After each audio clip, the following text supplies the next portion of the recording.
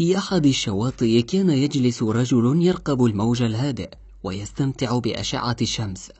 فجأة لمح طفلا يغرق، وبسرعة ألقى نفسه في أحضان البحر قاصدا ذلك الطفل المسكين، واقترب منه بعناء وقلبه يلهج بالدعاء ألا تسبقه موجة عاتية تحصده فيموت.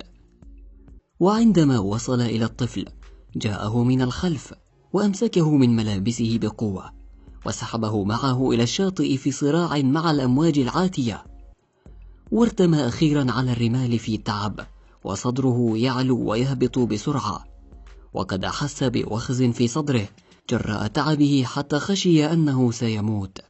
بعدها جرى الطفل بعيدا غير مصدق بنجاته، وبقي الرجل لاهكا حتى جمع شتات نفسه. وما هي إلا لحظات حتى لمح الرجل بطرف عينه الطفل الذي أنقذه ومعه امرأة، وقد حدث نفسه بأنه لا شك إنها أمه وقد أتت لتشكره. وبالفعل توقفت المرأة وسألته: أأنت الذي أنقذت طفلي؟ فقال لها في تواضع وفرح: نعم.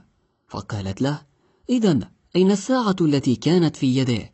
فغضب وشك في إنقاذه للولد، فكان في أمس الحاجة لكلمة شكر.